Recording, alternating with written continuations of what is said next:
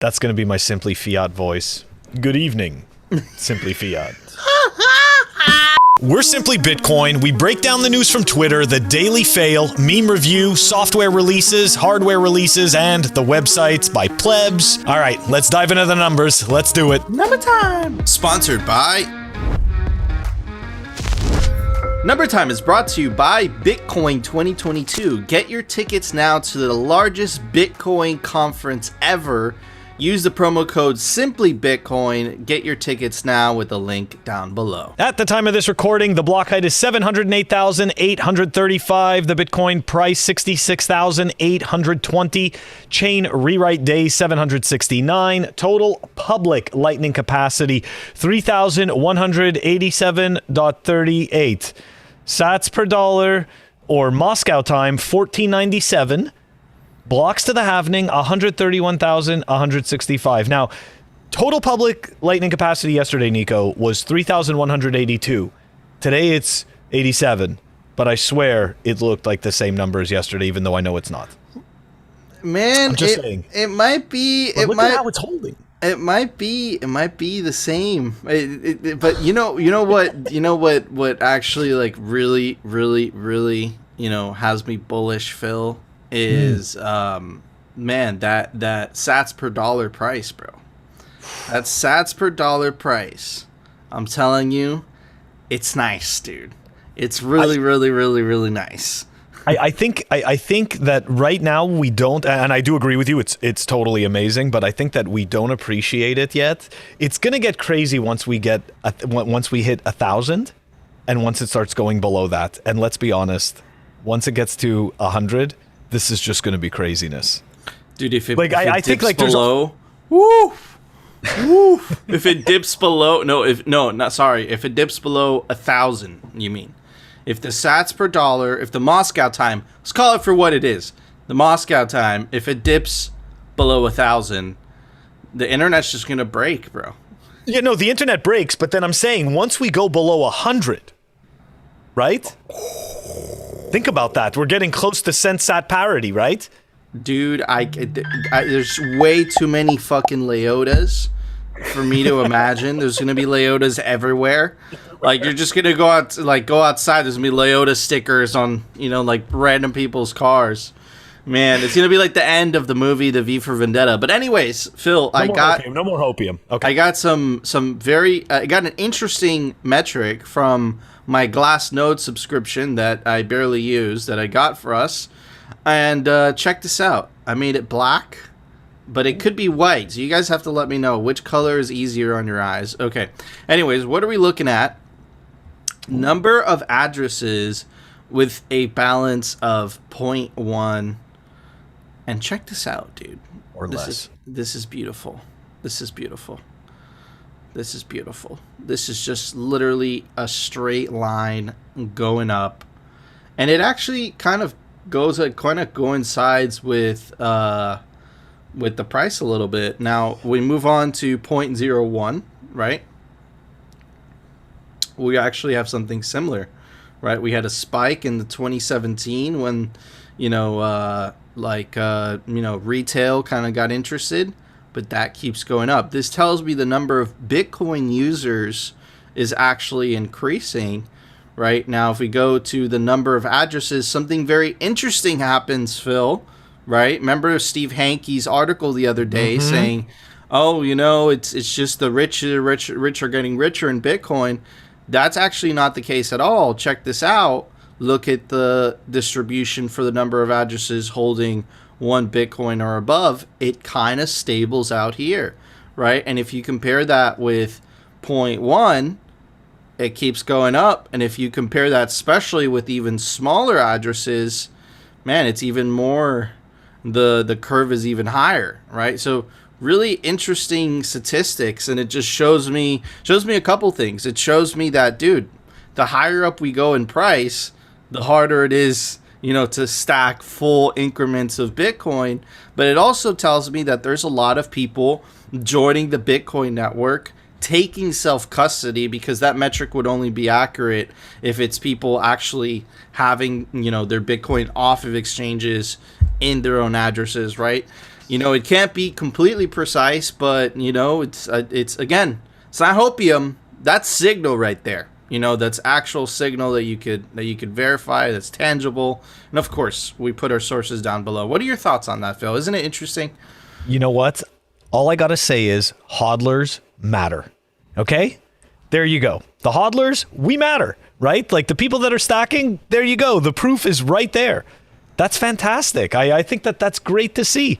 And again, to your point, that is actual signal, not like the hopium we were talking about before, okay, with that number, going down. It's like, this is actual signal, right? This is actual adoption. This is people taking Bitcoin seriously and stacking it. And it's, look, you know what? You got to start somewhere. Absolutely. Just get off zero. That was a huge meme back in like 2017, 2018. I remember that. Like that was massive, right? Just get off zero. Yeah, dude, get off zero and dude, just take advantage of because here's the thing. This is where I think exchanges commit murder. Like, we need to migrate to a SAT standard, okay? Because the unit bias is so strong that a lot of the uninitiated, the no coiners, feel like, look, I'd rather have 1,000 XRP than 0.000 something Bitcoin. And that's where sats are so useful. I know Cash App has already took the initiative to do that. And I know, I'm pretty sure also Strike as well. But there needs to be more mainstream, exchanges using the SAT denominator.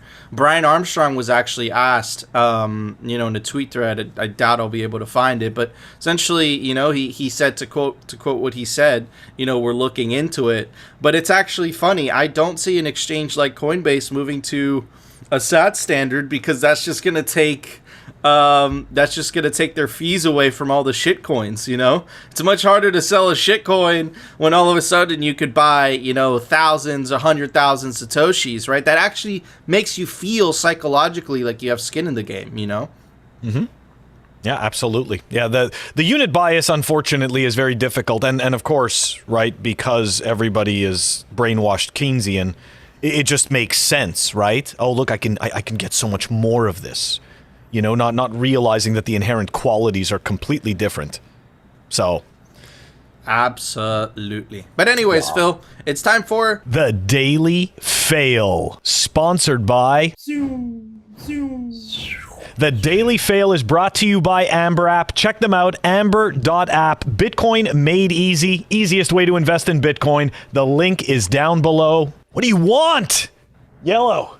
What's up? Amber, the smart way to stack sats. So I use this app called Shitcoin Panic, or its real name is Crypto Panic. But you know what? It's a great aggregator for shitcoin news, and it helps me find a lot of garbage, such as this article that we are going to look over. And when I started reading this, I was like, you know what? We haven't really done like an episode on Ethereum's, pre-mine and that, that whole thing. So yeah, we're going to dive into, and we're going to dive into that. But I also want people to pay also special attention to the marketing efforts behind this, because keep in mind, right? Bitcoin, we have no marketing department. It's just a bunch of us that read the white paper, dug into the information, learned about how Bitcoin works, and decided, holy crap, this is the best thing.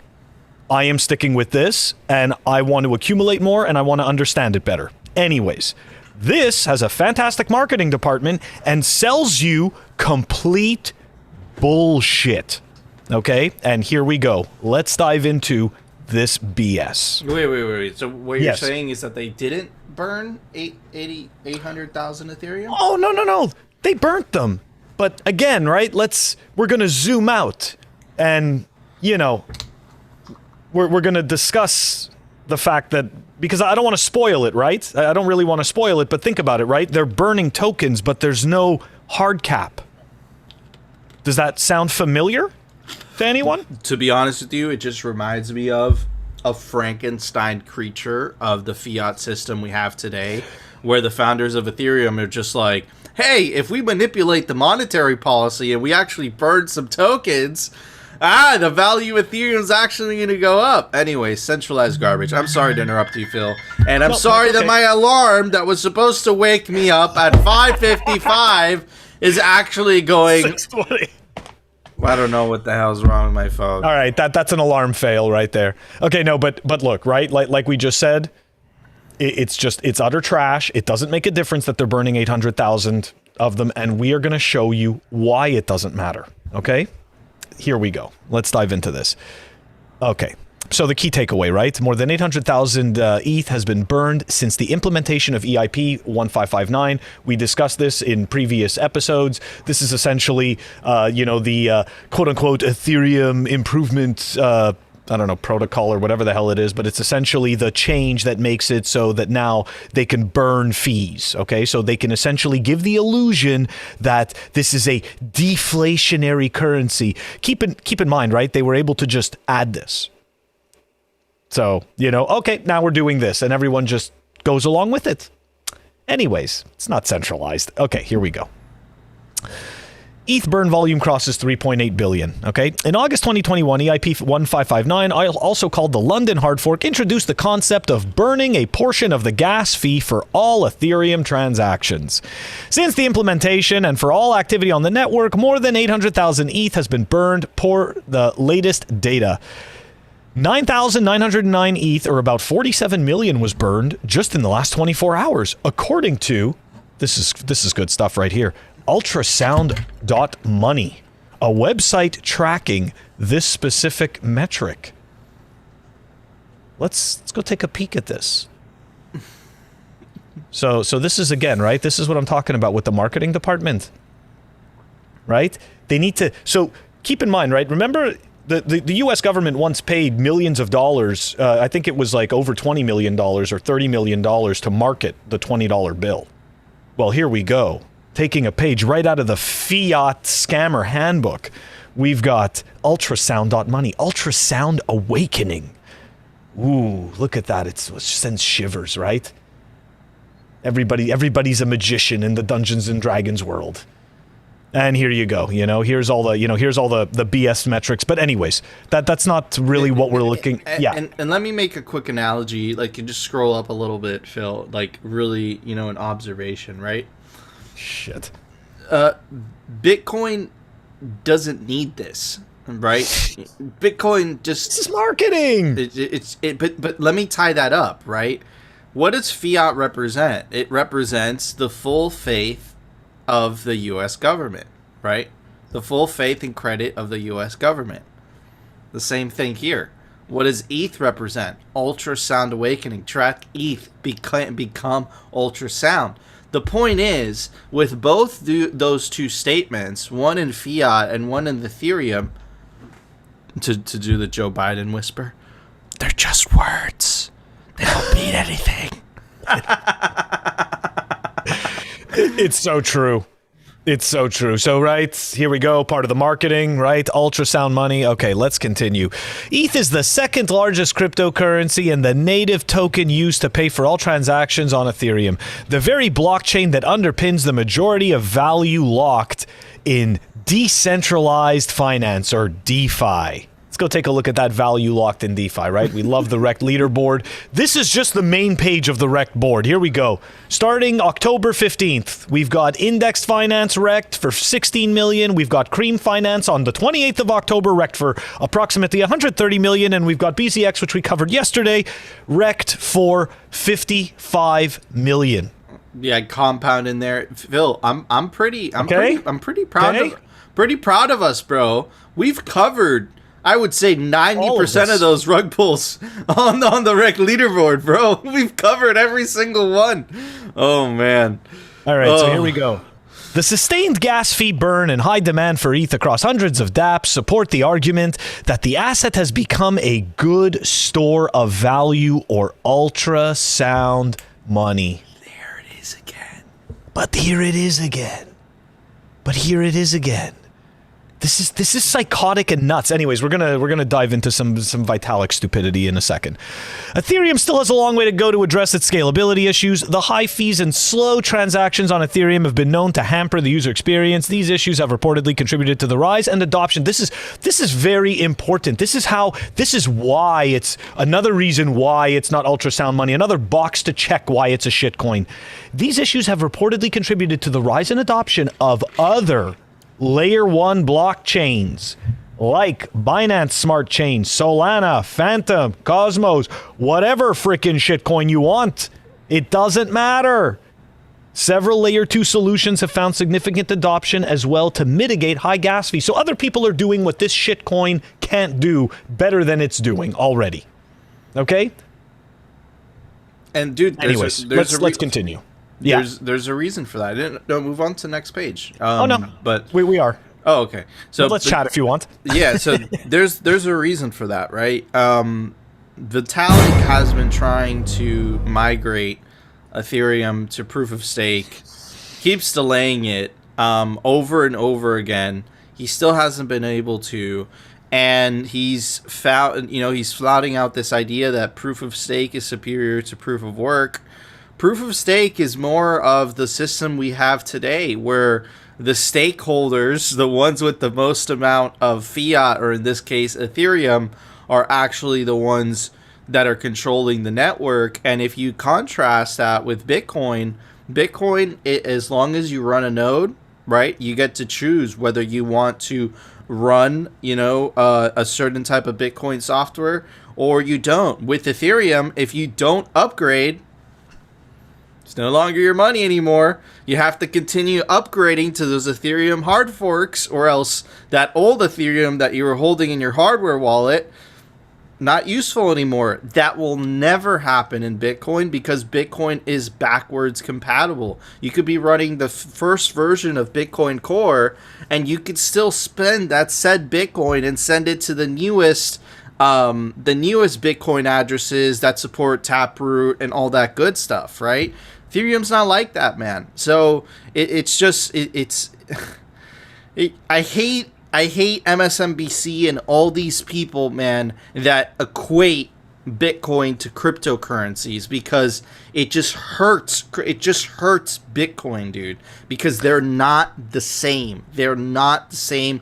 Everything is centralized. Bitcoin is the only truly decentralized. I hate calling it this, but the only truly decentralized cryptocurrency. I'm so sorry, Phil. No, not at all. Not at all. Okay, and it's very good that you brought that up about the proof of stake, right? Because we are going to discuss something that's along the same line of shitcoining, which is the pre-mine, right? Because people don't seem to understand that 70%, okay, of Ethereum's supply in the beginning was pre-mined. Okay, people don't seem to understand that. So here we go. This is an article from 2018. Vitalik Buterin under fire over Ethereum's pre-mine, and it was a fellow Bitcoiner, Matt Odell, right, from Tales from the Crypt, right? Shout out. So here we go. Let's dive into it a bit. So first, I'm going to read this tweet from Vitalik. I personally am really proud to have helped set the precedent of small pre-mines being legitimate. It's an appalling idea that people operating boxes burning huge piles of electricity are somehow the only ones who should be allowed to gain from shitcoin seigniorage revenue. Okay. Hold on right there. Remember what I told you about shitcoiners being communist? Yes. Everybody should be a kingdom, Nico. Everybody should be a kingdom. You don't need to have to earn it. You should just be allowed to have it. Us, the major stakeholders Nico. in the Socialist Republic of Ethereum are the ones that are gonna dictate who gets what and who gets what, right? Oh my god, dude, it's proving what I was saying. Before it was a gut feeling. That just puts the nail in the coffin. Anyways, Phil, I'm sorry. Go ahead. No. Well, let's continue. So am I seeing things that are not there? Am I crazy? That's what I feel like. I feel like I'm taking crazy pills. Okay. Anyways, Odell, here we go. This is how he responds. Number 1, admits to legitimizing the pre-mine ICO model. Number 2, still doesn't understand or feigned ignorance mining economics or the unique value of distributed permissionless proof of work. Okay. If socialists understood economics, they wouldn't be socialists. Exactly. Just saying that. All right, here we go. The problem with pre-mines. When Bitcoin was launched, there was no pre-mine. Satoshi Nakamoto, its pseudonymous creator, announced when mining would begin and published the software beforehand. That way, no one could have an unfair advantage by starting their mining early. So yes, people... So before I go on to the next piece of this... Actually, you know what? Let me finish it, and then I'll explain it. This is what's called a fair launch, when 100% of the cryptocurrency has to be mined by the people. Pre-mines, on the other hand, do the opposite. By design, pre-mined cryptocurrencies, shitcoins, create a share of the supply at launch in the first block. The pre-mine is often distributed to developers, team members, and ICO investors. The elite few at the top of the central authority getting to dictate what the terms are for the rest of the peasants living under them. Anyways. That's right. So here we go. The criticism of pre-mines is that they centralize control of the shitcoin supply. For example, take XRP. When it was launched, 100 billion tokens were created. 20 billion were given to the founders, and 80 billion were given to the Ripple Corporation in order to dump on their bag, in order to fund development. By holding all of these coins, the founders could and do, I'm adding that myself, easily manipulate the price or influence governance decisions thanks to their large share of the coin. For these reasons, many in the shitcoin community believe pre-mines are scams. But no, it's really just the people in Bitcoin that believe that they are scams, right? The shitcoiners validate this all the time. Okay, before I wrap this up, I just want to explain. You see, I've heard this argument that, oh, well, wait a second, you know, the cypherpunks got to mine it first. Okay, so look, it had to get dropped somewhere, right? There had to be somebody that understood what they were looking at to try it out. That's just the way things work. We can't go back in time, and there was zero expectation of value. Everyone was just trying it out. It is not the same thing. This is a shitcoin with an expected value. Vitalik knew that people were going to go and buy these stupid bags because he understood that people did not understand. He completely understood this, and now he's the king of his own little castle, and we've proven time and time again all the rug pulls that happen in his kingdom.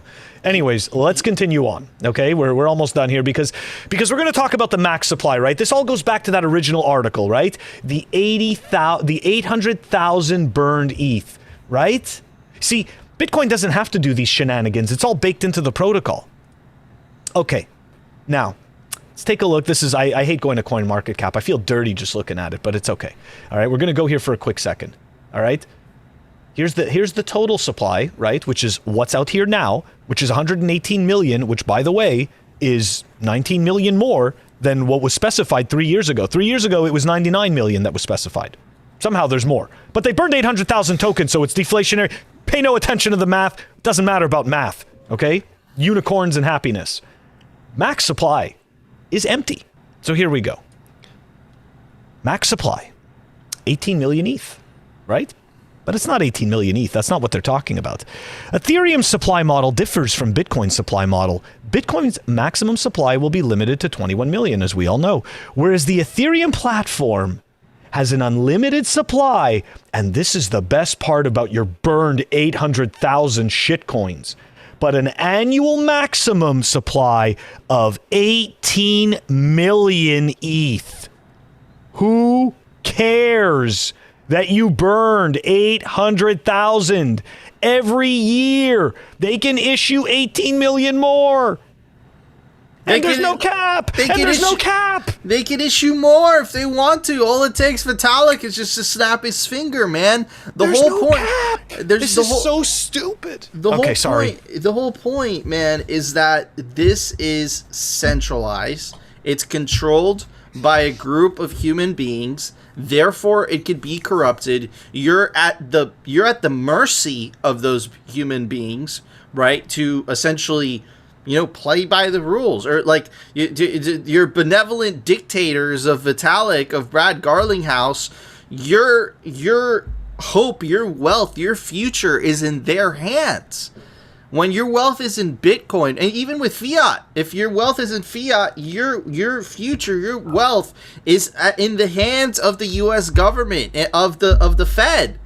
When your money's in Bitcoin, it's in the hands of no one but yourself. The monetary policy is set in stone. That is the difference. The innovation with Bitcoin is separating the monetary policy away from human beings. Clearly, right? That is not the case with Ethereum.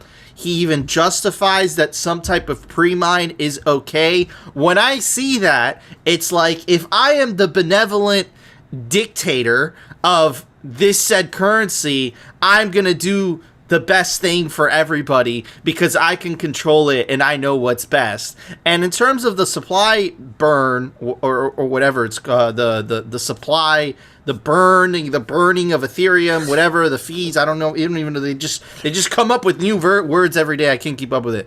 But the point is that they did that as a marketing gimmick to pump up the price. Remember, these people literally benefit from people buying their bags, and all they do is just dump those bags on those people.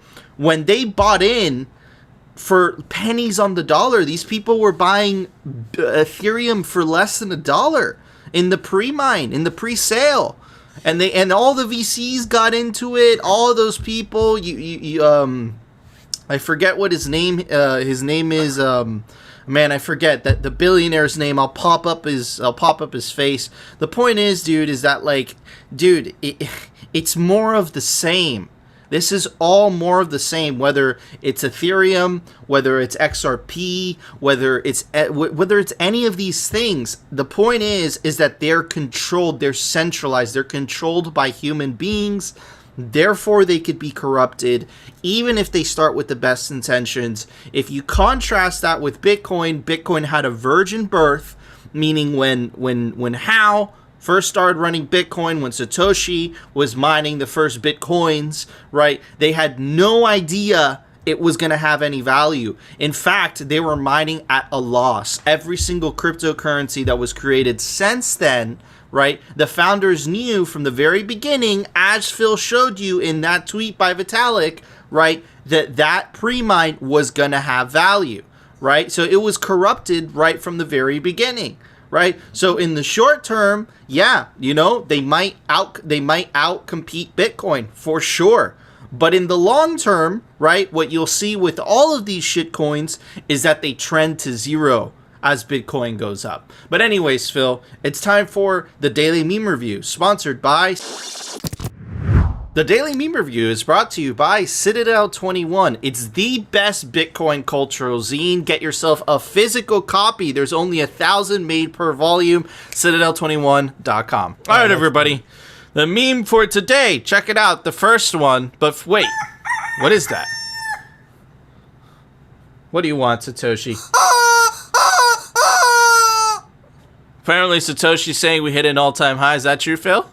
It is 67,800 just now while we're recording. I think that's the first time it's happened live, dude. That's crazy. And for anyone who's new to the channel, this is Satoshi, the Bitcoin chicken, and he clucks only when the price of Bitcoin reaches an all-time high. And that just did. Awesome, awesome, awesome. Good stuff. Very excited for the end of the year. I'll just say that. Anyways, first meme. Brought to us by Hodl, never Soddle, never. Amazing name. Well done. And check this out. It's the European Central Bank, and this is what I'm talking about, the information war and how memes are the frickin' artillery, okay? So let's join the conversation at this week's... What do you think is the biggest challenge facing Europe's banking sector? I clicked other, and obviously Bitcoin. Credit risk, though, it's both doesn't look very good for them. Climate change, oh my god. Okay, anyways, just to specify, We don't, like, climate change is real. We believe in climate change. We just don't believe that giving bureaucrats more power is going to solve anything, especially when they just take their own private jets to go meet in Glasgow and tell us peasants, that, oh, you got to stop consuming less, right? How big was Joe Biden's motorcade? 80 vehicles burning that sweet, sweet gasoline? No, but us peasants, we're expected to walk, right? Anyways. Okay. Anyways, okay, Nico. It's back for our protection. Man, the plurals, bro. We gotta walk. Okay. Anyways, embracing Bitcoin. 2017, Bitcoiners don't know about our central bank digital currencies. Here's Christine Lagarde. 2021, Bitcoiners don't care about our central bank digital currency. They don't matter. Nope, they don't. That's right. Opt out on every level. Next meme is brought to us by Sylvian Sorel. The market. Don't be fooled by the FOMO. The market today. Freedom power. This is exactly what happens with the shitcoins. Yeah.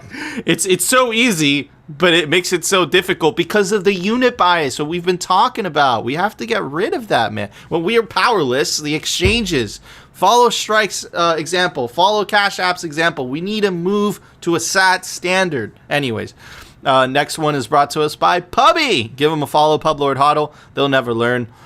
I'm all in Shiba now. You were just all in Doge. Doge is a shitcoin. Shiba's the future. You're going to get wrecked again. Not this time, pal.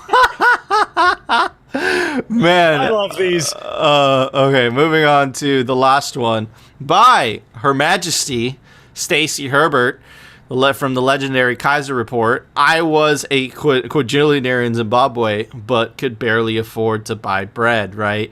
And I think this is a foreshadowing of what fiat money is. Fiat money is paper. It's freaking paper. Look at this paper.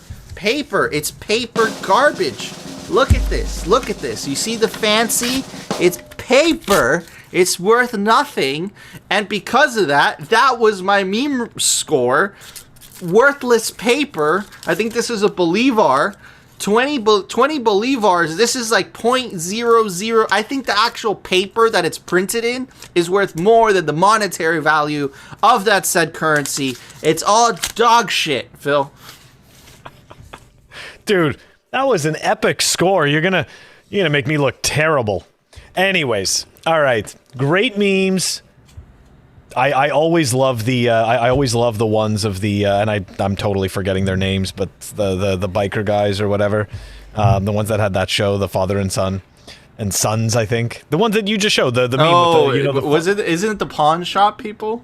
No, those aren't the pawn shop people. That's Pawn Stars. Those guys are like the biker guys, I think, where they soup up the bikes. Anyways, doesn't matter. Oh, I know what you're talking about. Talking about, but I forget the name.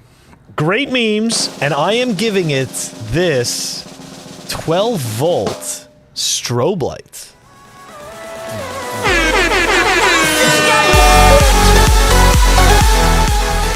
It's not really that kind of one. It's a little bit more having to do with like building security and stuff like that. Like if one of those like doors, like opens. One of those things in the hallway, right? You know that blinks like when something's going on. Oh, okay. Wires into one of those panels. Yeah. Anyways. Got you. Anyways, guys, do you agree with our interesting scores?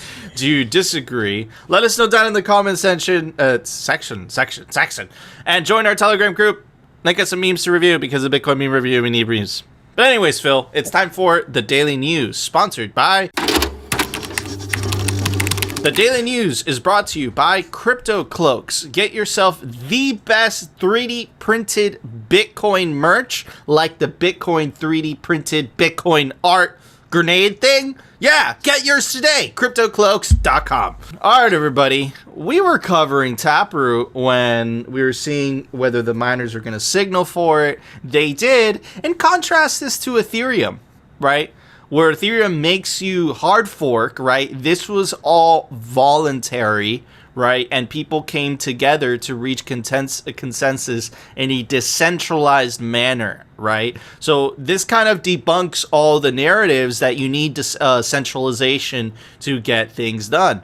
So pretty historic. Taproot activates in 6 days. What is Taproot? That's an excellent question. This article does a really good job at explaining what the benefits are, right? Taproot is a major event and a major upgrade, the largest one since SegWit, which was activated in 2017. Taproot is expected to expand Bitcoin's smart contract and scripting capabilities.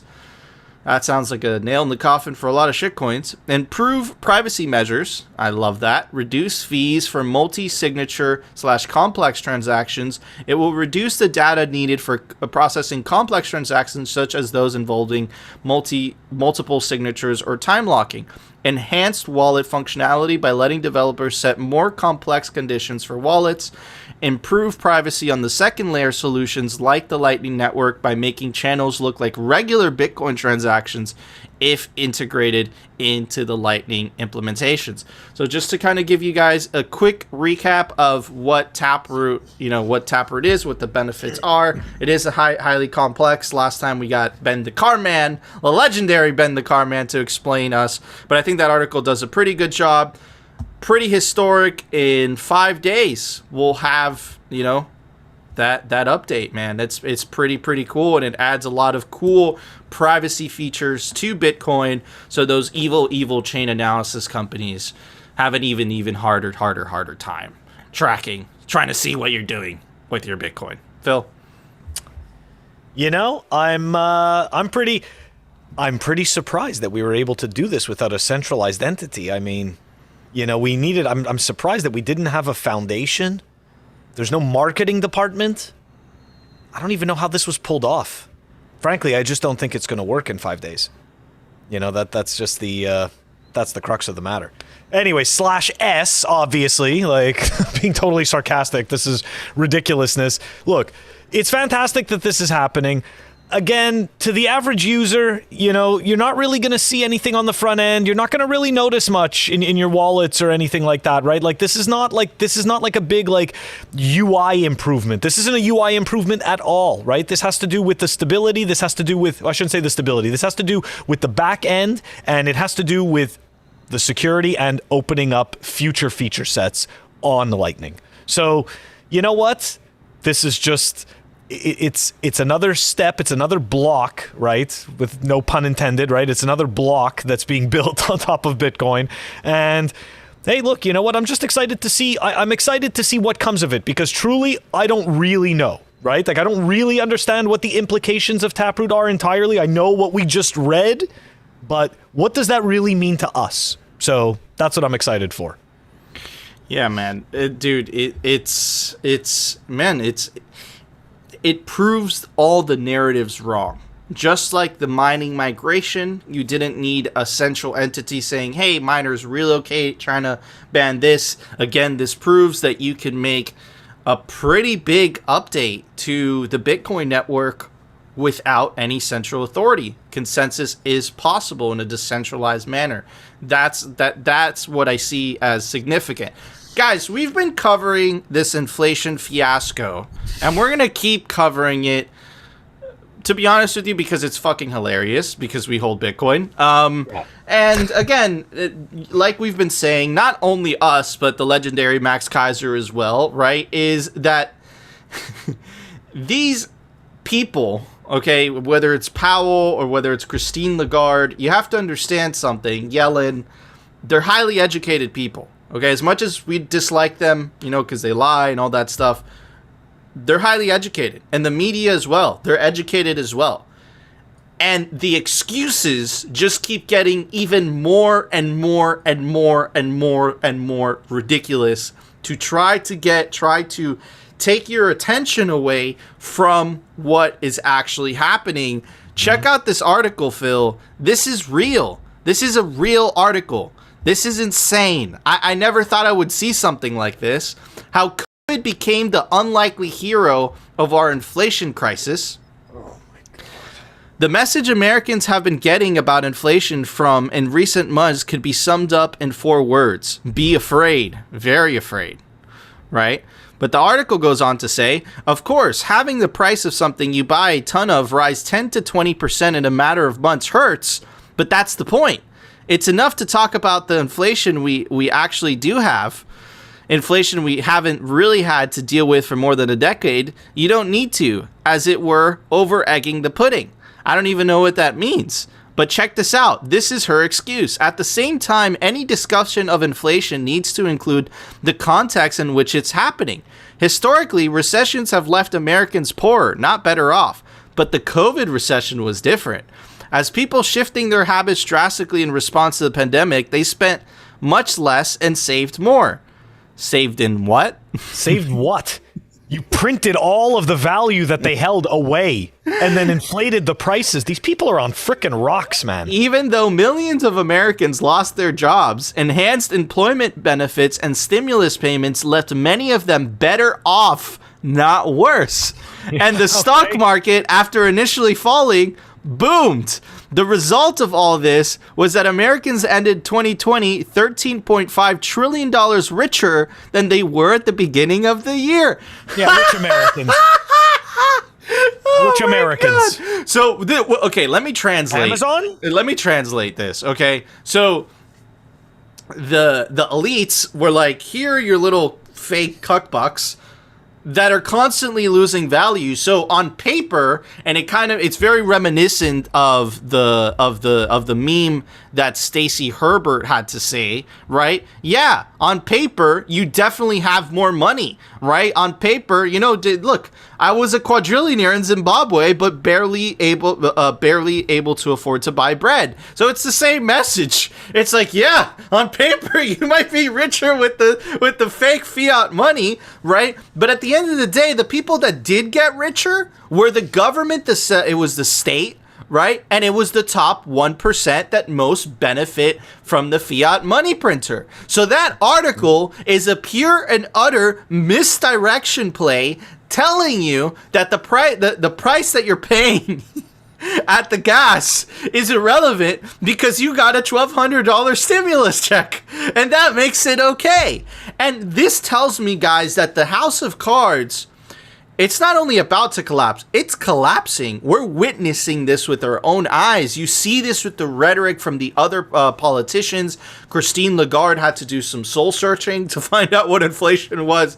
Powell says it's frustrating, right? And again, you see it with Biden the other day blaming it on private corporations for price gouging, even though, right, we read you a Financial Times article that literally said it is the record amount of money printing. So it's just crazy, Phil, how they're trying to justify, to the general public, right, that this is a good thing. Inflation is actually a good thing.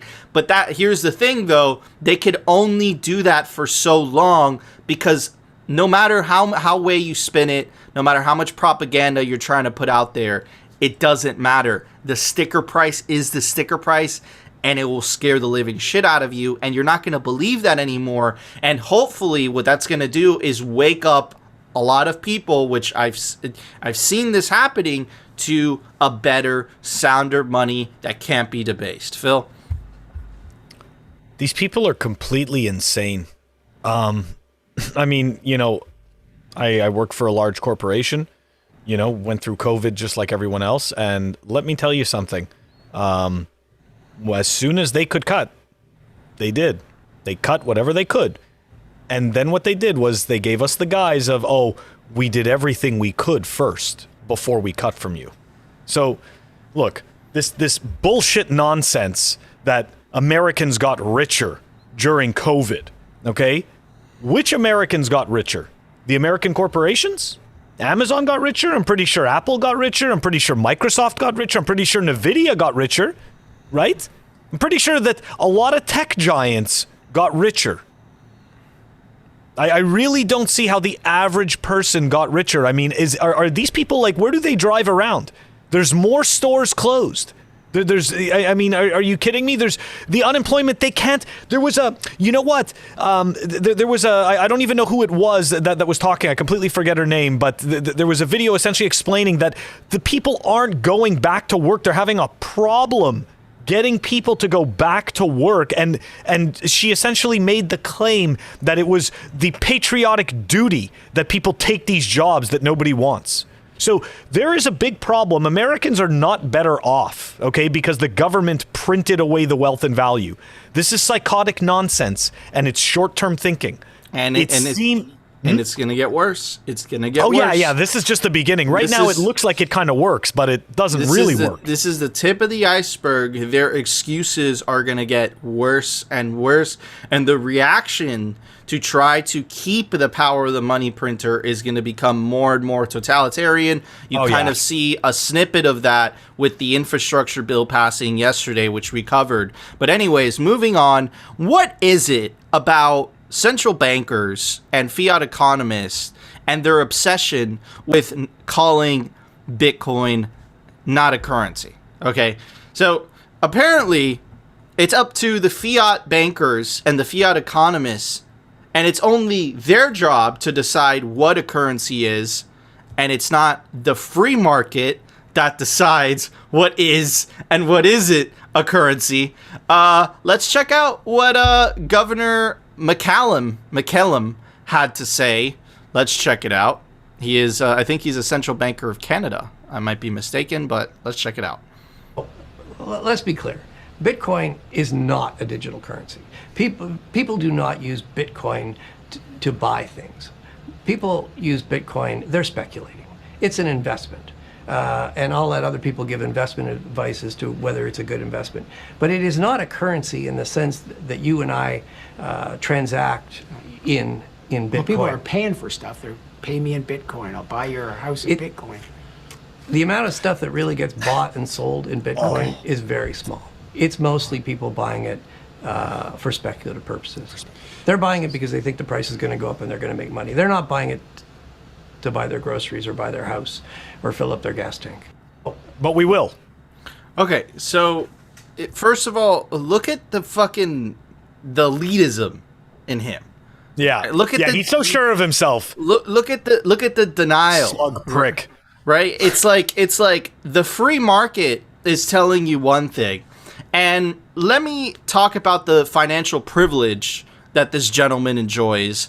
He lives in a Western country that benefits from, the fiat money printer, and he doesn't have to deal with inflation. Okay? So check this out, Phil.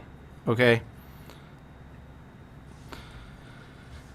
Inflation is happening globally. Okay? Even in Canada, even in his country. Okay? So if instead of looking at Bitcoin from a investment or speculative standpoint, how about you look at Bitcoin as a way to maintain your value, for your value not to be debased away by these crazy politicians?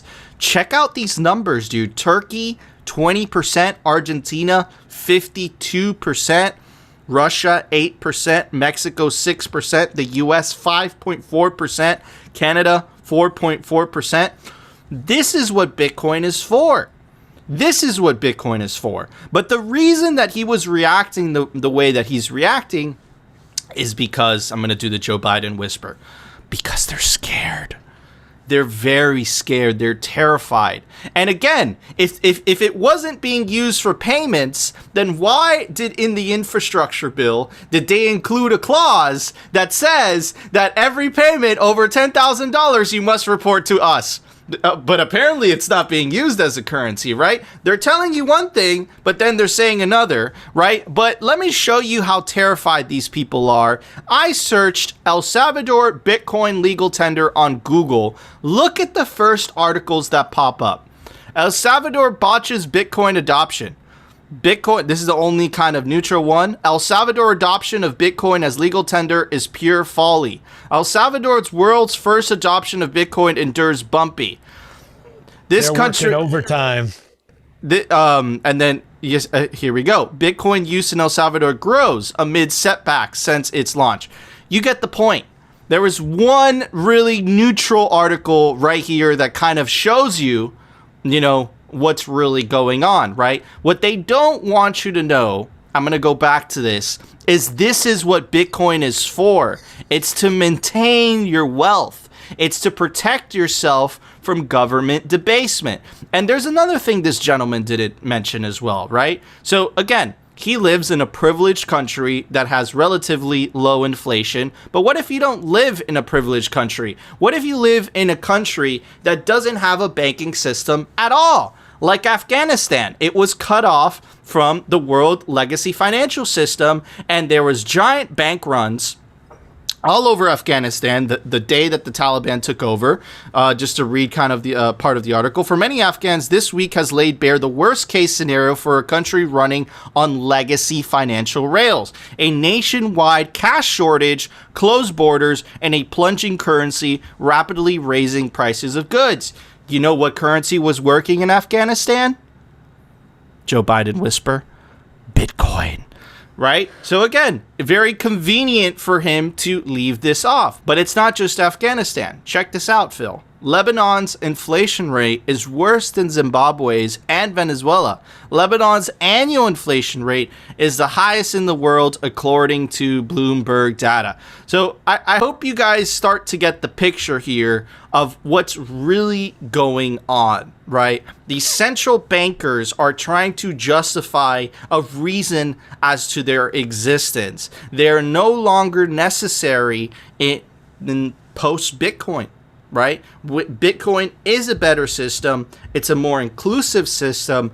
It's a system that protects the wealth of individuals from the debasement of currency by governments to enrich themselves, pay for wars, pay for these social programs that they can't afford. And what that they're terrified of, right? And it was actually the Bank of International Settlements that touched upon this a little bit, right? Is this idea of cryptonization, which basically what that means is a country, instead of dollarizing, what it does, it just cryptodizes, it Bitcoinizes, right? And it takes out the legacy system altogether, right? You're already starting to see that in multiple countries. You have the Kingdom of Tonga, we had Lord Fusuicha, you had El Salvador, right? You have interest from politicians in Panama, you have interest from politicians in Brazil, and now, check this out, speaking of the devil, right? Zimbabwe, which was famous for that $100 trillion Zimbabwe note report, Zimbabwe government consulting private sector on legalizing Bitcoin. The government of Zimbabwe is reportedly considered adopting Bitcoin as a legal payment service, according to a local news outlet. The nation's government is actively consulting with the private sector on the merits of Bitcoin and shitcoins. During a Computer Society of Zimbabwe summit, permanent secretary and head of e-government technology unit in the office of President Charles Wekewete announced that Bitcoin and shitcoin consultations with the private sector are already in progress. Now, why would Zimbabwe do this? Zimbabwe's government is reportedly skeptical that Bitcoin may externalize funds from the nation. According to data from the World Bank, Zimbabwe received 7.2% of its GDP in remittances in 2020. So compare that to El Salvador, which is about 24%. Zimbabwe's is 7%. And guess what happened when El Salvador switched from the legacy Western Union? It switched to Bitcoin, which saved millions of dollars for its citizens. In Zimbabwe, it looks like it's going to do the same, right? So trying to paint a complex, overarching picture, right, which is you have the legacy institutions that are in cahoots with the legacy media outlets, right, that are trying to tell you a different story, right? But here's the thing. NGU technology and the power of Bitcoin doesn't care. Honey Badger doesn't care, right? And it just provides a better value proposition than the legacy financial system. And what I was telling you before, guys, I've been telling you this for days now, for weeks, right? Is that the revolution of Bitcoin is going to happen in those countries, in countries that least benefit from the legacy financial system, and the countries that most benefit from the legacy financial system, like the United States, like Canada, like the UK, like the European Union, are actually going to be the most hostile, right? And you kind of see that already with the infrastructure bill. But I'm super bullish for the people of Zimbabwe, man. They're going to be the first ones to enjoy a freedom future under a Bitcoin standard, you know? So anyways, really interesting developments, but I'm just so glad to see, man, the reaction in that banker's face, the absolute meltdown that he was having.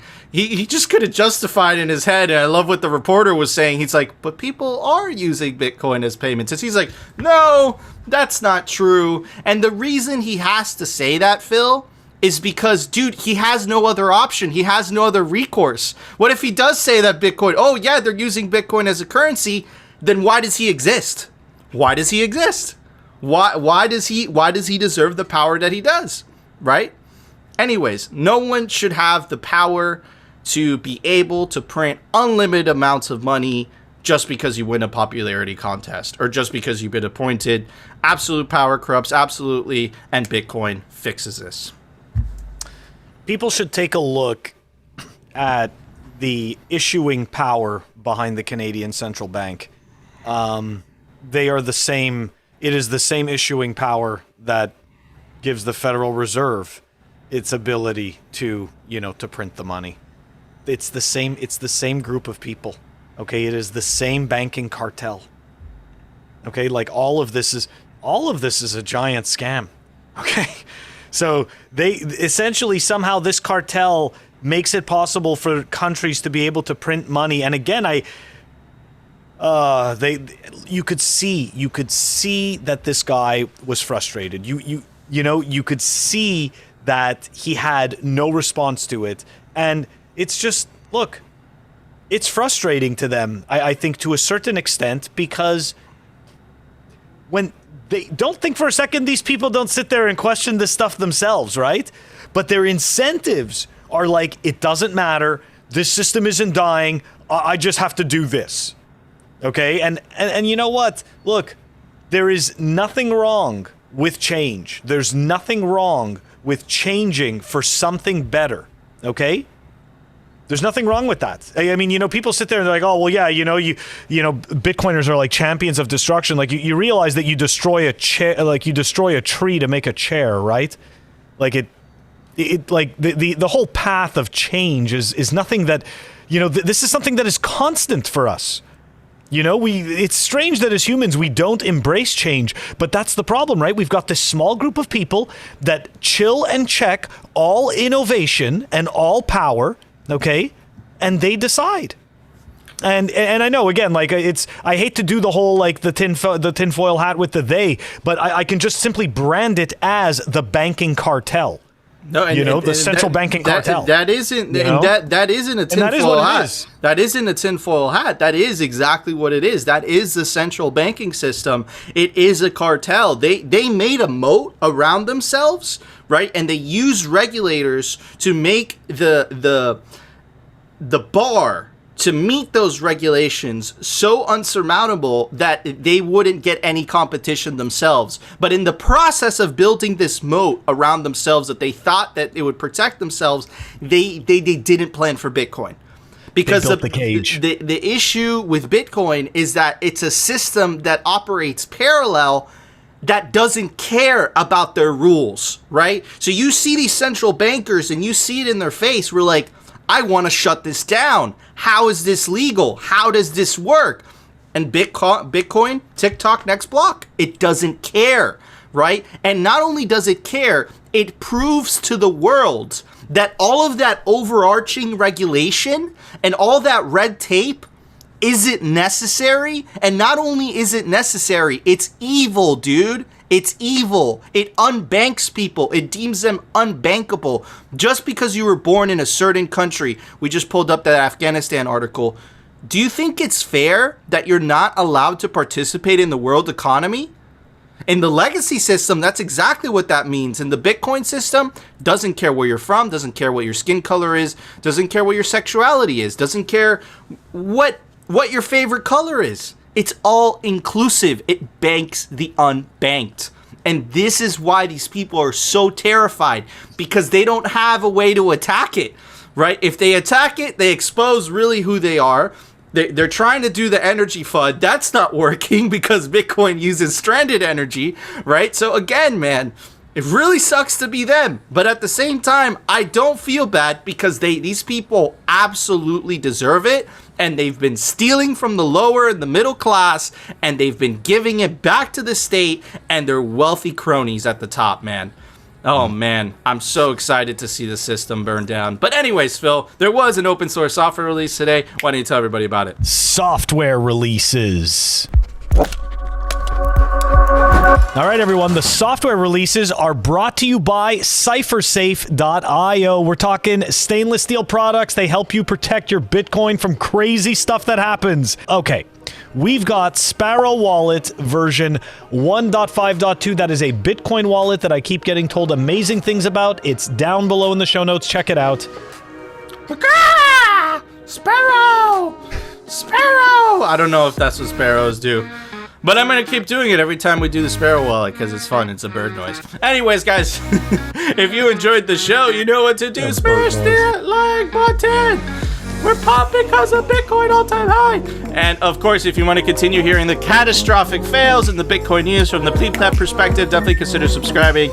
And we'll see you tomorrow, guys, for another episode of Simply Bitcoin. The central bankers thought they built an impenetrable moat. They built a cage for themselves instead.